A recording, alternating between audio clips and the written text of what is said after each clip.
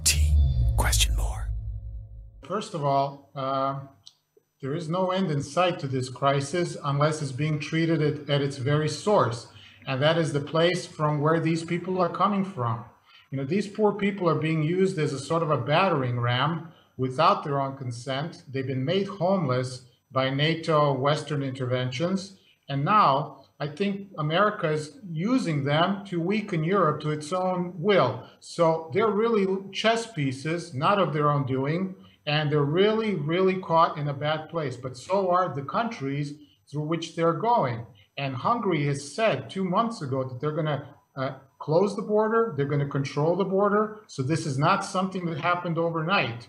And Hungary is within its rights to do this. So they can turn to Croatia, but for how long, nobody knows. There are some indications from Brussels that they're not going to give their blessing for Croatia to be a corridor, and then we're going to have a big problem. I don't think Hungary is out of line. I mean, each country, if they don't control their own borders, it's not a country.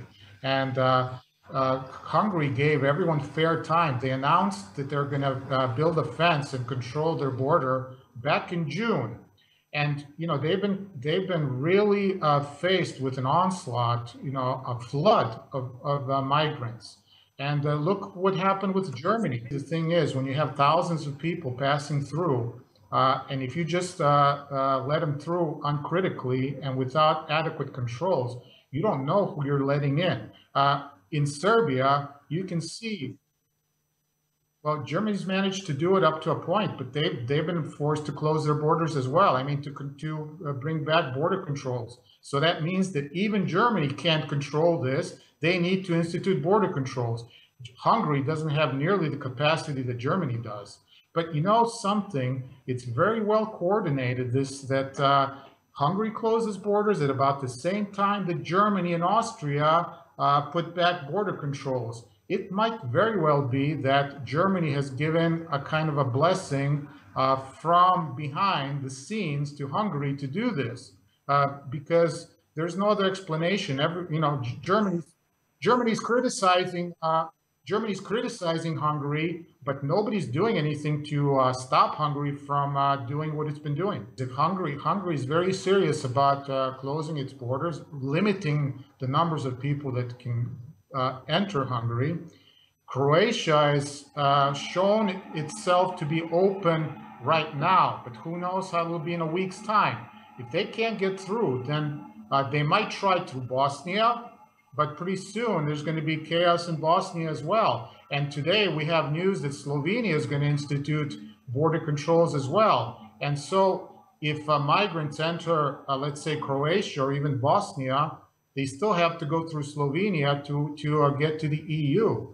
So the thing is, they may be caught in a no man's land, and this no man's land may be just maybe Serbia, perhaps Bosnia, perhaps partially Croatia. The only way I think that we're going to see united EU action is that they agree to treat, as I said, the problem at its core, because you have EU members stepping out of line. I mean, Slovakia is not going to accept any migrants. Hungary doesn't want to accept them. Poland doesn't want to accept them. The Czech Republic doesn't want to accept them. So we have countries turning to their own national interest in times of crisis. And maybe people have warned that this is what's going to happen to the EU the first time a big crisis hits. Could be an economic crisis. This time it's the migrant crisis. And we have everybody minding their own business. So unless they all agree on some sort of an intervention in the Middle East against ISIS, which is the only proper thing to do, or to coordinate an effort for Turkey to offer shelter to all these people, I don't see united EU policy anytime soon.